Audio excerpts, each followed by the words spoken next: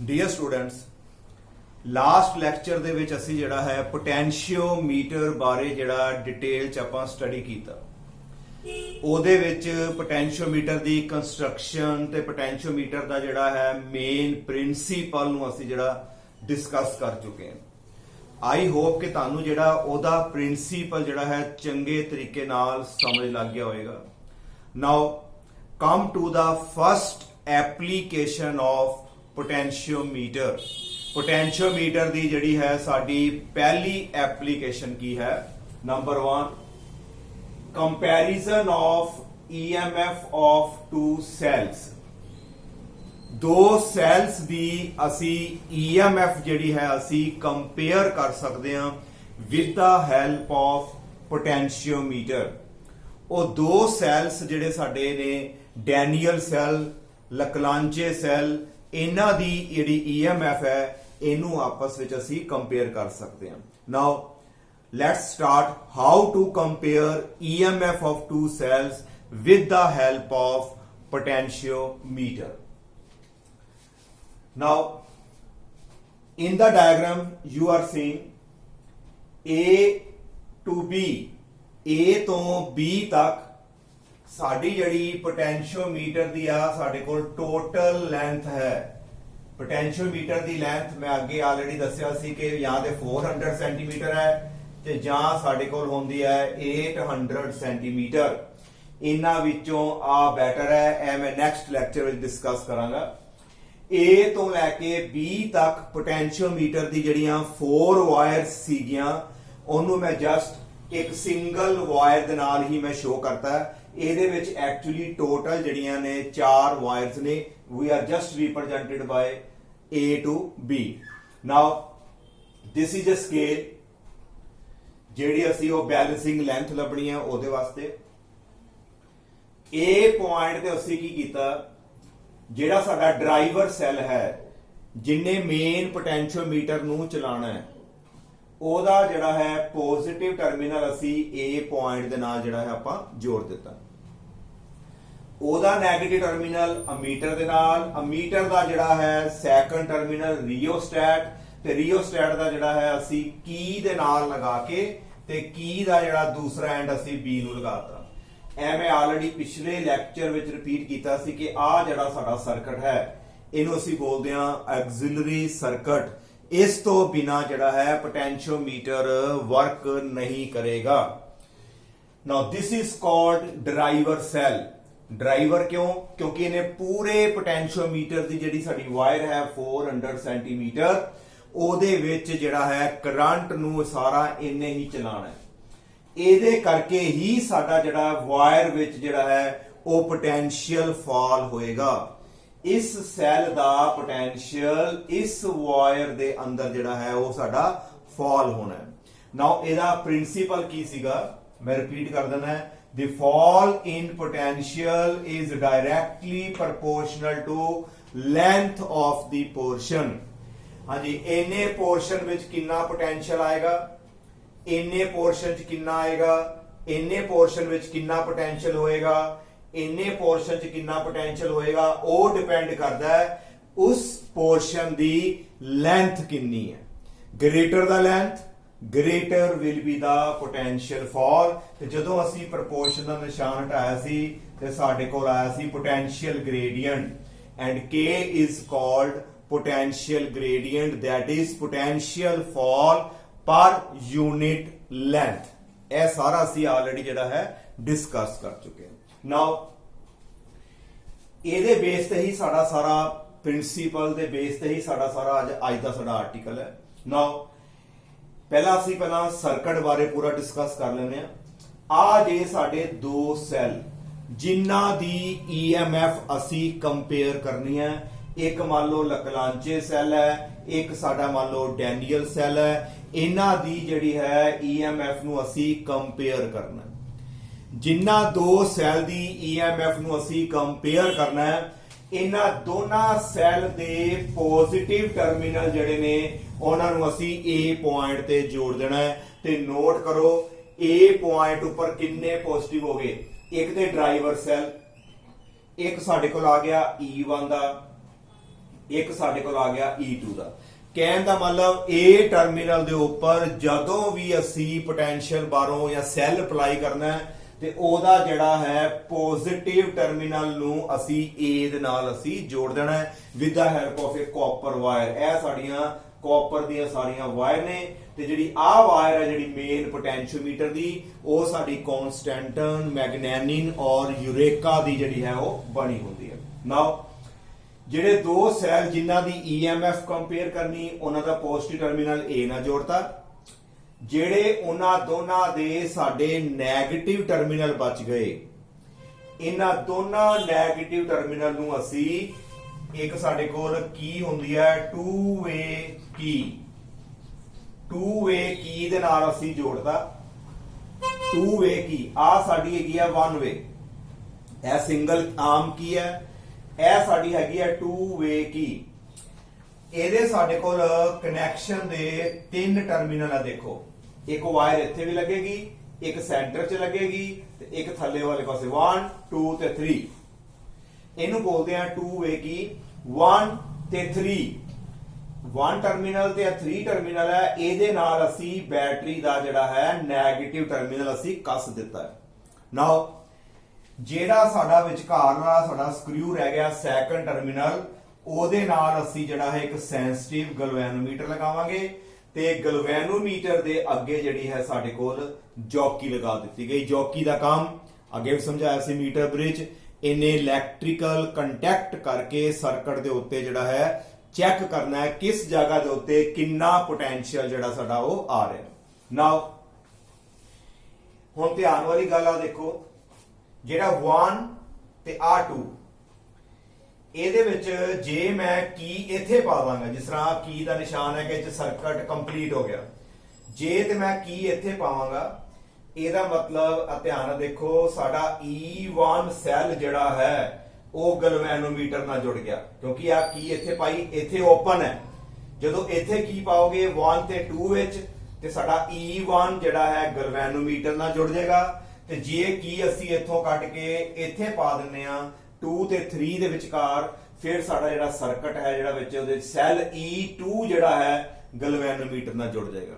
ਜੇ ਤੁਹਾਡੇ ਕੋਲ 2 ਵੇ ਕੀ ਨਹੀਂ ਹੈਗੀ ਫਿਰ ਅਸੀਂ ਪਹਿਲਾਂ ਇੱਕ E1 ਸੈੱਲ ਲਗਾ ਲਓ, ਉਹਦੀ ਰੀਡਿੰਗ ਲੈ ਲਓ, ਫਿਰ ਜਿਹੜਾ ਹੈ E2 ਸੈੱਲ ਲਗਾ ਕੇ ਉਹਦੀ ਰੀਡਿੰਗ ਲੈ ਲਓ। ਇਹਦਾ ਮੇਨ ਕੰਮ ਹੈ ਕਿ ਇੱਕ ਵਾਰੀ ਸਰਕਟ ਜੋੜ ਲਓ, ਜੇ ਇਹਦੀ ਵਰਤੋਂ ਕਰਨੀ ਹੈ ਤੇ ਇੱਥੇ ਕੀ ਪਾ ਲਓ, ਤੇ ਜੇ ਇਹ ਸੈੱਲ ਚਾਹੀਦਾ ਹੈ ਤੇ ਤੁਸੀਂ ਇੱਥੇ ਜਿਹੜਾ ਹੈ ਉਹ ਚ ਕੀ ਪੁੱਟ ਕਰ ਸਕਦੇ ਹੋ। Now this is the function of two way key. ਤੇ ਅੱਗੇ ਜਿਹੜੀ ਹੈ ਜੌਕੀ ਦੇ ਨਾਲ ਹੈ ਦੋ ਵਾਇਰਸ ਲੱਗੀਆਂ, ਐਕਚੁਅਲੀ ਇਹ ਦੋ ਵਾਇਰਸ ਨਹੀਂ ਹੈ, ਸਿੰਗਲ ਹੈ। ਇੱਕ ਸੈੱਲ E1 ਵਾਸਤੇ ਸ਼ੋ ਕਰ ਰਿਹਾ ਮੈਂ ਤੇ ਦੂਜਾ ਜਿਹੜਾ ਪੁਆਇੰਟ ਹੈ ਮੈਂ E2 ਵਾਸਤੇ ਸ਼ੋ ਕਰ ਰਿਹਾ। ਜਸਟ ਹੈਗੀ ਇੱਕ ਸਿੰਗਲ ਵਾਇਰ ਹੈ। 1 is for E1 and second is for E2। ਅਸੀਂ ਇੱਕੋ ਡਾਇਗਰਾਮ 'ਚ ਜਿਹੜਾ ਹੈ ਇਹਨਾਂ ਦੋਨਾਂ ਨੂੰ ਅਸੀਂ ਸ਼ੋ ਕਰ ਦਿੱਤਾ ਹੈ। ਨਾਓ how we can compare the EMF of two cell। ਇਹ ਸਾਡੀ ਜਿਹੜੀ ਹੈ ਸਰਕਟ ਡਾਇਗਰਾਮ ਵੈਰੀ ਈਜ਼ੀ, ਕਿਉਂਕਿ ਆਹ ਪਾਰਟ ਤੇ ਹਮੇਸ਼ਾ ਹੀ ਲੱਗੇਗਾ। ਇਹਨਾਂ ਹਿੱਸਾ ਤੇ ਹਰ ਡਾਇਗਰਾਮ 'ਚ ਤੁਹਾਨੂੰ ਬਣਾਉਣਾ ਪਏਗਾ। ਤੇ ਜੇ ਕੰਪੈਰੀਜ਼ਨ ਹੈ, ਦੋ ਸੈੱਲ ਹੈ, ਦੋਨਾਂ ਦੇ ਪੋਜ਼ਿਟਿਵ ਟਰਮੀਨਲ ਜੋੜੋ, ਨੈਗੇਟਿਵ ਨੂੰ ਅਸੀਂ ਜਿਹੜਾ ਹੈ ਟੂ ਵੇ ਕੀ ਨਾਲ ਅੱਗੇ ਗਲਵੈਨੋਮੀਟਰ ਤੱਕ ਅੱਗੇ ਤੁਸੀਂ ਲਗਾ ਦੇਣੀ ਹੈ ਸਿੰਪਲ ਜੌਕੀ ਲਗਾ ਦੇਣੀ ਹੈ। ਨਾਓ ਹਾਊ ਇਟ ਵਰਕ, ਇਹ ਕੰਮ ਕਿਸ ਤਰ੍ਹਾਂ ਕਰਦਾ ਹੈ, ਆਓ ਇਹਦੇ ਬਾਰੇ ਜਿਹੜਾ ਹੈ ਅਸੀਂ ਹੁਣ ਡਿਸਕਸ ਕਰਦੇ ਹਾਂ। ਨਾਓ ਪਹਿਲਾਂ ਤੇ ਧਿਆਨ ਦਈਏ, ਸਭ ਨਾਲ ਪਹਿਲਾਂ ਅਸੀਂ ਕੀ ਜਿਹੜੀ ਹੈ ਇੱਥੇ ਪੁੱਟ ਕੀਤੀ ਹੈ। 1 ਤੇ 2 ਦੇ ਵਿੱਚ ਅਸੀਂ ਜਿਹੜੀ ਹੈ ਕੀ ਜਿਹੜੀ ਆਪਾਂ ਵਿੱਚ ਪੁੱਟ ਕਰ ਦਿੱਤੀ। Between 1 and 2 we put the key, then E1 cell will be in the circuit। Galvanometer ਦੇ ਨਾਲ ਕੰਟੈਕਟ ਜਿਹੜਾ ਹੋ ਗਿਆ ਸਾਡਾ E1 ਦਾ ਹੋ ਚੁੱਕਾ ਹੈ। ਨਾਓ ਜੌਕੀ ਨੂੰ ਅਸੀਂ ਪਕੜਾਂਗੇ। ਜੌਕੀ ਨੂੰ ਜਦੋਂ ਅਸੀਂ ਇਸ ਪੁਆਇੰਟ ਦੇ ਉੱਤੇ ਅਸੀਂ ਟੱਚ ਕਰਦੇ ਹਾਂ, ਜੌਕੀ ਨੂੰ ਅਸੀਂ ਇਸ ਪੁਆਇੰਟ ਦੇ ਉੱਤੇ ਟੱਚ ਕਰਦੇ ਹਾਂ ਤੇ ਇਸ ਤੋਂ ਬਾਅਦ ਅਸੀਂ ਇਧਰ ਨੂੰ ਜਦੋਂ ਮੂਵ ਕੀਤਾ, ਮੰਨ ਲਓ ਆ ਜੌਕੀ J1 ਹੈ, ਆਪਾਂ ਇਧਰ ਮੂਵ ਕਰ ਦੇਗੇ, ਸਾਨੂੰ ਪਤਾ ਹੈ ਕਿ ਫਾਲ ਇਨ ਪੋਟੈਂਸ਼ੀਅਲ ਲੈਂਥ ਦੇ ਜਿਹੜਾ ਹੈ ਡਾਇਰੈਕਟਲੀ ਪ੍ਰੋਪੋਰਸ਼ਨਲ ਹੈ। ਜਿਉਂ-ਜਿਉਂ ਆ ਲੈਂਥ ਵਧਦੀ ਜਾਏਗੀ ਸਾਡਾ ਪੋਟੈਂਸ਼ੀਅਲ ਜਿਹੜਾ ਹੈ ਉਹ ਵਧਦਾ ਜਾਏਗਾ। ਨਾਓ ਜਦੋਂ ਜੌਕੀ ਨੂੰ ਅਸੀਂ A ਪੁਆਇੰਟ ਤੋਂ ਸਲਾਈਡ ਕਰਦੇ ਗਏ ਅਸੀਂ ਕੀ ਦੇਖਿਆ ਕਿ ਜਿਹੜੀ ਗਲਵੈਨੋਮੀਟਰ ਦੀ ਜਿਹੜੀ ਸੂਈ ਹੈ ਨਾ, ਮੰਨ ਲਓ ਵੀ ਇਸ ਡਾਇਰੈਕਸ਼ਨ 'ਚ ਸ਼ੋ ਹੋ ਰਹੀ ਹੈ। ਜਦੋਂ ਅਸੀਂ A ਪੁਆਇੰਟ ਤੇ ਟੱਚ ਕੀਤਾ ਗਲਵੈਨੋਮੀਟਰ ਦੀ ਸੂਈ ਜਿਹੜਾ ਇੱਕਦਮ ਇੱਧਰ ਆ ਗਈ। ਗਲਵੈਨੋਮੀਟਰ ਦੀ ਸੂਈ ਪਹਿਲਾਂ ਧਿਆਨ ਨਾਲ ਦੇਖੋ, ਹਮੇਸ਼ਾ ਸੈਂਟਰ 'ਚ ਰਹਿੰਦੀ ਹੈ। ਗਲਵੈਨੋਮੀਟਰ ਦੀ ਸੂਈ ਹਮੇਸ਼ਾ ਸੈਂਟਰ 'ਚ ਰਹਿੰਦੀ ਹੈ। ਜਦੋਂ ਇੱਥੇ 0 ਲਿਖਿਆ ਹੁੰਦਾ ਹੈ, ਇੱਥੇ ਸਾਡੇ ਕੋਲ 30 ਹੁੰਦਾ ਹੈ, ਇੱਧਰ ਵੀ 30 ਡਿਵੀਜ਼ਨਸ ਹੁੰਦੀਆਂ ਨੇ। ਟੋਟਲ ਜਿਹੜੀਆਂ ਡਿਵੀਜ਼ਨਸ ਨੇ ਸਾਡੇ ਕੋਲ ਜਿਹੜੀਆਂ ਨੇ ਉਹ 30 ਨੇ ਔਨ ਬੋਥ ਸਾਈਡ, ਇੱਧਰ ਵੀ ਤੇ ਇੱਧਰ ਵੀ। ਤੇ ਜਦੋਂ ਕਰੰਟ ਫਲੋ ਨਹੀਂ ਕਰਦਾ ਤੇ ਗਲਵੈਨੋਮੀਟਰ ਦੀ ਸੂਈ ਜਿਹੜੀ ਹੈ ਬਿਲਕੁਲ ਉਹ ਰਹੇਗੀ 0 ਦੇ ਉੱਤੇ। ਮੰਨ ਲਓ ਹਲੇ ਮੈਂ ਜੌਕੀ ਨੂੰ ਇੱਥੇ ਟੱਚ ਨਹੀਂ ਕੀਤਾ ਵਾਇਰ ਤੇ ਜੌਕੀ ਨੂੰ ਟੱਚ ਨਹੀਂ ਕੀਤਾ ਤੇ ਗਲਵੈਨੋਮੀਟਰ ਚੋਂ ਕਰੰਟ ਫਲੋ ਨਹੀਂ ਕਰੇਗਾ, ਸਰਕਟ ਕੰਪਲੀਟ ਨਹੀਂ ਹੈ ਤੇ ਸਾਡੇ ਕੋਲ ਜਿਹੜਾ ਹੈ ਬਿਲਕੁਲ ਰੀਡਿੰਗ ਕਿੰਨੀ ਆਏਗੀ 0। ਜਦੋਂ ਜੌਕੀ ਨੂੰ ਅਸੀਂ A ਪੁਆਇੰਟ ਤੇ ਟੱਚ ਕੀਤਾ ਤੇ ਸਾਨੂੰ ਪਤਾ ਹੈ ਕਿ ਇੱਥੇ ਸੈੱਲ ਲੱਗਾ, ਇੱਥੇ ਹਲੇ ਪੋਟੈਂਸ਼ੀਅਲ ਕੋਈ ਵੀ ਨਹੀਂ ਆਇਆ ਕਿਉਂਕਿ ਪੋਟੈਂਸ਼ੀਅਲ ਫਾਲ ਤੇ ਜਿਹੜਾ ਹੈ ਲੈਂਥ ਤੇ ਡਿਪੈਂਡ ਕਰਦਾ। ਲੈਂਥ ਜਿੰਨੀ ਆਏਗੀ ਪੋਟੈਂਸ਼ੀਅਲ ਵਧਦਾ ਜਾਏਗਾ। ਇਹਦਾ ਮਤਲਬ ਕਿ EMF ਜਿਹੜੀ E1 ਹੈ ਉਹ ਜ਼ਿਆਦਾ ਹੋ ਗਈ ਇਹਦੇ ਨਾਲੋਂ, ਤੇ ਨਾਲ ਹੀ ਜਿਹੜਾ ਹੈ ਕਰੰਟ ਫਲੋ ਹੋਣਾ ਸ਼ੁਰੂ ਹੋ ਜਾਏਗਾ ਗਲਵੈਨੋਮੀਟਰ ਦੇ ਵਿੱਚੋਂ। ਤੇ ਜਦੋਂ ਗਲਵੈਨੋਮੀਟਰ ਚੋਂ ਕਰੰਟ ਫਲੋ ਹੋਏਗਾ ਇੱਕਦਮ ਸਾਡੀ ਜਿਹੜੀ ਹੈ ਡਿਫਲੈਕਸ਼ਨ ਜਿਹੜੀ ਹੈ ਉਹ 30 ਜਿਹੜੀ ਡਿਵੀਜ਼ਨ ਦੇ ਉੱਪਰ ਆ ਜਾਏਗੀ ਇੱਕਦਮ ਸਾਈਡ ਤੇ ਇਹ ਗਲਵੈਨੋਮੀਟਰ ਦੀ, ਜਦੋਂ ਅਸੀਂ ਜੌਕੀ ਨੂੰ A ਤੇ ਟੱਚ ਕਰਾਂਗੇ। ਉਸ ਤੋਂ ਬਾਅਦ ਜਿਉਂ-ਜਿਉਂ ਅਸੀਂ ਜੌਕੀ ਨੂੰ ਵਾਇਰ ਦੇ ਉੱਪਰ ਸਲਾਈਡ ਕਰਦੇ ਜਾਵਾਂਗੇ ਤੁਸੀਂ ਨੋਟ ਕਰੋਗੇ ਜਿਉਂ-ਜਿਉਂ ਇੱਧਰ ਜਾਵਾਂਗੇ ਸਾਡਾ ਪੋਟੈਂਸ਼ੀਅਲ ਜਿਹੜਾ ਹੈ ਲੈਂਥ ਦੇ ਉੱਤੇ ਡਿਪੈਂਡ ਕਰਦਾ। ਜਿਉਂ-ਜਿਉਂ ਇੱਧਰ ਜਾਓਗੇ ਪੋਟੈਂਸ਼ੀਅਲ ਫਾਲ ਵਧਦਾ ਜਾਏਗਾ ਤੇ ਇੱਕ ਐਸਾ ਪੁਆਇੰਟ ਅਸੀਂ ਵਾਇਰ ਉੱਪਰ ਲੱਭ ਲਿਆ ਜਿਹੜਾ ਮੈਂ ਰਿਪਰੈਜ਼ੈਂਟ ਕੀਤਾ ਹੈ J1 ਦੇ ਨਾਲ। ਇੱਥੇ ਜਾ ਕੇ ਕੀ ਹੋਇਆ, ਅਸੀਂ ਦੇਖਿਆ ਕਿ ਗਲਵੈਨੋਮੀਟਰ ਦੀ ਡਿਫਲੈਕਸ਼ਨ ਜਿਹੜੀ ਹੈ ਇੱਕਦਮ ਸਾਡੇ ਕੋਲ ਜਿਹੜੀ ਹੈ ਉਹ 0 ਹੋ ਗਈ, ਡਿਫਲੈਕਸ਼ਨ ਖਤਮ ਹੋ ਗਈ। ਇੱਥੇ ਡਿਫਲੈਕਸ਼ਨ ਆ ਰਹੀ ਸੀ, ਜਿਉਂ-ਜਿਉਂ ਅਸੀਂ ਇੱਧਰ ਜਾਂਦੇ ਗਏ ਸੂਈ ਜਿਹੜੀ ਹੈ 30 ਤੋਂ 29 28 20 10 ਕਰਦੀ ਇੱਕ ਐਸੇ ਪੁਆਇੰਟ ਤੇ ਆ ਕੇ ਡਿਫਲੈਕਸ਼ਨ ਜਿਹੜੀ ਹੈ ਗਲਵੈਨੋਮੀਟਰ ਦੀ ਸਾਡੀ ਜਿਹੜੀ ਉਹ 0 ਹੋ ਗਈ। ਇਹਦਾ ਮਤਲਬ ਗਲਵੈਨੋਮੀਟਰ ਦੇ ਵਿੱਚੋਂ ਕਰੰਟ ਫਲੋ ਨਹੀਂ ਹੋਇਆ। ਮੈਂ ਲਾਸਟ ਲੈਕਚਰ 'ਚ ਡਿਸਕਸ ਕੀਤਾ ਸੀ ਕਿ ਬੇਸਿਸ ਆਫ ਦਾ ਡਿਜ਼ਾਈਨ, ਜੇ ਦੋ ਸੈਲਸ ਨੂੰ ਆਪਾਂ ਜੋੜ ਦਈਏ, ਇਸ ਤਰ੍ਹਾਂ ਜੋੜ ਦਈਏ ਕਿ ਦੋਨਾਂ ਦੀ EMF ਸੇਮ ਹੋ ਜਾਏ ਤੇ ਗਲਵੈਨੋਮੀਟਰ ਦੇ ਵਿੱਚ ਜਿਹੜਾ ਕਰੰਟ ਹੈ ਉਹ 0 ਹੋ ਜਾਂਦਾ ਹੈ। ਨਾਓ ਵਾਟ ਵਿਲ ਹੈਪਨ, ਕਰੰਟ ਕਿਉਂ ਨਹੀਂ ਫਲੋ ਹੋਇਆ? ਕਿਉਂਕਿ ਜਿੰਨਾ ਇਹਦਾ ਪੋਟੈਂਸ਼ੀਅਲ ਹੋਏਗਾ, ਜਿੰਨੀ ਆ EMF ਹੈ ਉਹ ਇਸ ਪੋਟੈਂਸ਼ੀਅਲ ਦੇ ਬਿਲਕੁਲ ਜਿਹੜੀ ਹੈ ਉਹ ਇਕੁਅਲ ਹੋ ਗਈ ਹੋਏਗੀ। ਕਿਉਂਕਿ ਜਿਉਂ-ਜਿਉਂ ਅਸੀਂ ਵਧੇ, ਮੰਨ ਲਓ ਇਹਦੀ EMF ਜਿਹੜੀ ਹੈ, ਮੰਨ ਲਓ ਮੈਂ ਲਿਖ ਦੇਣਾ 1.5 ਵੋਲਟ, ਮੰਨ ਲਓ ਵੀ E1 ਸੈੱਲ ਹੈ, ਇਹਦੀ EMF 1.5 ਹੈ। ਜਦੋਂ ਅਸੀਂ ਇੱਧਰ ਗਏ ਇੱਥੇ ਕਿ ਪਹੁੰਚੇ, ਮੰਨ ਲਓ ਸਾਡੇ ਕੋਲ ਇਹ ਪੋਟੈਂਸ਼ੀਅਲ ਆਇਆ 0.5, ਹੋਰ ਅੱਗੇ ਗਏ ਸਾਡੇ ਕੋਲ 0.5, ਜਦੋਂ ਇੱਥੇ ਪਹੁੰਚੇ ਸਾਡੇ ਕੋਲ ਇਸ ਪੋਟੈਂਸ਼ੀਅਲ ਦੀ ਵੈਲਿਊ ਲੈਂਥ ਦੇ ਅਕੋਰਡਿੰਗ ਮੰਨ ਲਓ 1.5 ਹੋ ਗਈ। ਇਹ ਸਾਡੀ ਵੈਲਿਊ 1.5 ਹੋ ਗਈ ਇਹਦੇ ਇਕੁਅਲ। ਤੇ ਜਦੋਂ ਇਹ ਪੋਟੈਂਸ਼ੀਅਲ ਇਹਦੇ ਇਕੁਅਲ ਹੋ ਗਿਆ, ਇਹਦਾ ਮਤਲਬ ਹੈ A ਦਾ ਤੇ ਇਧਰੋਂ ਸਾਡਾ J ਦਾ ਪੋਟੈਂਸ਼ੀਅਲ ਜਿਹੜਾ ਹੈ J1 ਇਹਨਾਂ ਦੋਨੋਂ ਸਾਈਡਾਂ ਤੇ ਇਕੁਅਲ ਹੋ ਗਿਆ ਤੇ ਕਰੰਟ ਫਲੋ ਹੋਣਾ ਜਿਹੜਾ ਗਲਵੈਨੋਮੀਟਰ ਵਿੱਚੋਂ ਸਾਡਾ ਉਹ 0 ਹੋ ਗਿਆ। It means what is the value of E1? E1 ਦੀ ਸਾਡੀ ਜਿਹੜੀ ਹੈ ਕਿੰਨੀ ਵੈਲਿਊ ਹੋਏਗੀ? E1 ਦੀ ਸਾਡੀ ਵੈਲਿਊ ਕਿਹਦੇ ਬਰਾਬਰ ਆ ਗਈ? It is equal to KL1। ਇਹ ਕਿਸ ਤਰ੍ਹਾਂ ਆਇਆ? ਸਾਨੂੰ ਪਤਾ ਹੈ ਕਿ V is equal to KL। ਜਿਹੜਾ ਪੋਟੈਂਸ਼ੀਅਲ ਫਾਲ ਹੈ ਉਹ ਲੈਂਥ ਤੇ ਡਿਪੈਂਡ ਕਰਦਾ ਹੈ। ਹਾਂਜੀ ਫਿਰ ਦੇਖ ਲਓ, ਜਦੋਂ A ਤੇ ਟੱਚ ਕੀਤੀ ਅਸੀਂ ਜੌਕੀ ਨੂੰ A ਤੇ ਟੱਚ ਕਰਦੇ ਹਾਂ, ਕੀ ਗਲਵੈਨੋਮੀਟਰ ਚ ਕਰੰਟ ਫਲੋ ਕਰੇਗਾ ਕਿਉਂਕਿ ਆ EMF ਜਿਹੜੀ ਹੈ ਉਹ ਜ਼ਿਆਦਾ ਹੈ, ਇੱਥੇ ਪੋਟੈਂਸ਼ੀਅਲ ਹਲੇ ਘੱਟ ਹੈ ਕਿਉਂਕਿ ਵਾਇਰ ਪੋਟੈਂਸ਼ੀਅਲ ਜਿਹੜਾ ਹੈ ਹਲੇ ਡਿਵਾਈਡ ਨਹੀਂ ਹੋਇਆ। ਉਦੋਂ ਕਰੰਟ ਫਲੋ ਹੋਣਾ ਸ਼ੁਰੂ ਹੋ ਗਿਆ ਗਲਵੈਨੋਮੀਟਰ ਦੇ ਵਿੱਚੋਂ। ਤੇ ਜਦੋਂ ਅਸੀਂ ਜੌਕੀ ਨੂੰ ਇੱਧਰ ਟੱਚ ਕਰਦੇ ਗਏ, ਆ ਪੋਟੈਂਸ਼ੀਅਲ ਫਾਲ ਵਧਦਾ ਗਿਆ। एक ऐसा पॉइंट असी लभ्या वायर के उपर जिन्हों असी रिप्रजेंट किया है J1 दे नाल। इत्थे जाके साडा जिहड़ा है बिल्कुल गैल्वेनोमीटर विचों करंट कितना आना शुरू हो गया, 0। ਇਹਦਾ मतलब की होया कि आ वाला पोटेंशियल ते आ वाला जिहड़ी EMF है ਇਹ आपस ਵਿੱਚ ਕੀ ਹੋ ਗਏ, equal. Now what is that potential? It is KL1। L1 क्यों पाया? मान लो भी आ जिहड़ी साडी लेंथ है, ਇਹਦੀ लेंथ ਅਸੀਂ लिख ਦਿੰਦੇ ਆ A ਤੋਂ ਲੈ ਕੇ J1 तक लेंथ साडी L1 ਤੇ पोटेंशियल कितना आएगा फॉर KL1। तो ओ KL1 किहदे इक्वल होएगा? साडा हो गया E1 they equal. Now this is equation number 1। ਇਹ ਸਾਡੀ ਜਿਹੜੀ ਹੈ पहली इक्वेशन बन गई। नाउ उस तो बाद ਅਸੀਂ ਕੀ ਕਰਾਂਗੇ, ਕੀ ਨੂੰ ਇੱਥੋਂ ਨਿਕਾਲਾਂਗੇ ਤੇ 2 ਤੇ 3 ਟਰਮੀਨਲ ਦੇ ਵਿੱਚ ਜਿਹੜੀ ਹੈ ਕੀ ਨੂੰ ਅਸੀਂ ਪੁੱਟ ਕਰ ਦਾਂਗੇ। ਜਦੋਂ ਇਹਦੇ ਵਿੱਚ ਕੀ ਪਾਈ ਤੇ ਸਾਡਾ ਜਿਹੜਾ ਹੈ ਸਰਕਟ ਵਿੱਚ ਕਿਹੜਾ ਸੈੱਲ ਜਿਹੜਾ ਆ ਗਿਆ, E2। ਜਦੋਂ E2 ਸਰਕਟ ਚ ਆ ਗਿਆ, ਸਿਮਿਲਰਲੀ ਸੇਮ ਪ੍ਰੋਸੀਜਰ ਦੇ ਨਾਲ ਅਸੀਂ ਸਾਰਾ ਅਸੀਂ ਜਿਹੜਾ ਰਿਪੀਟ ਕਰਾਂਗੇ। ਮੰਨ ਲਓ ਸਾਡਾ ਜਿਹੜਾ ਹੈ J2 ਪੁਆਇੰਟ ਤੇ ਜਾ ਕੇ ਸਾਡੇ ਕੋਲ ਬੈਲੈਂਸਿੰਗ ਹੋ ਗਈ। ਕਹਿਣ ਦਾ ਮਤਲਬ इथों लैके इथों तक जिहड़ी लेंथ मैं लिख देना L2, इस लेंथ ते जाके जिन्ना पोटेंशियल आया वो E2 दे इक्वल हो गया। जदों दोनों इक्वल हो गए ते करंट जिहड़ा है फ्लो होना गैल्वेनोमीटर तो 0 हो गया ते साडे कोल किहड़ी इक्वेशन आएगी, E2 is equal to KL2। This is equation number 2। यह दूसरी इक्वेशन आ गई। दोनों इक्वेशंस नूं असीं जिहड़ा है ਅਸੀਂ ਅੱਗੇ ਡਿਵਾਈਡ ਕਰ ਦਾਂਗੇ। ਡਿਵਾਈਡਿੰਗ 1 ਅੱਗੇ ਲਿਖਾਂਗੇ ਬਾਈ 2।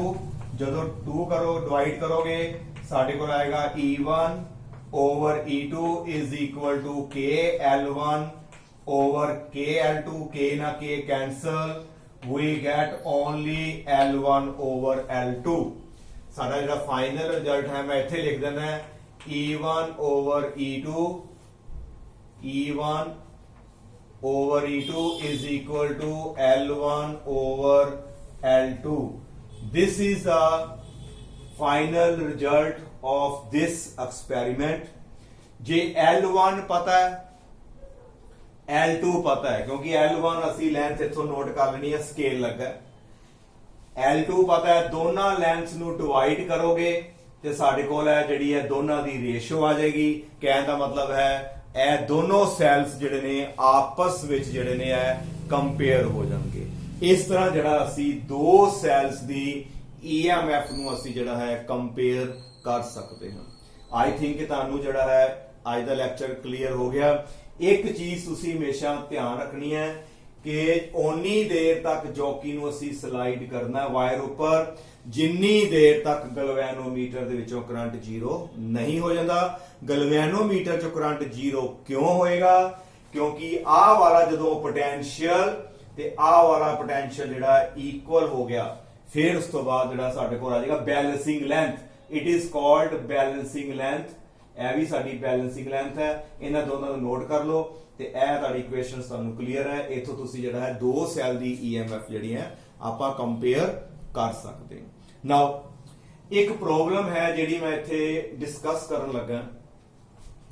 मान लो जिहड़ा ड्राइवर सैल है, ध्यान नाल देखना है, ड्राइवर सैल मान लो 2 वोल्ट का, मान लो ड्राइवर सैल 2 वोल्ट है ते जिहड़ा सैल तुसी इत्थे लगा लिया, मान लो E1 सैल लगा लिया, ਇਹਦੀ वैल्यू 2.5 वोल्ट है। मान लो ਵੱਡਾ ਸੈੱਲ ਅਸੀਂ ਲਗਾ ਲਿਆ ਕੋਈ 2.5 ਵੋਲਟ ਦਾ, ਇਹਦੀ EMF ਜ਼ਿਆਦਾ ਹੈ ਤੇ ਉਹਦੀ ਘੱਟ ਹੈ।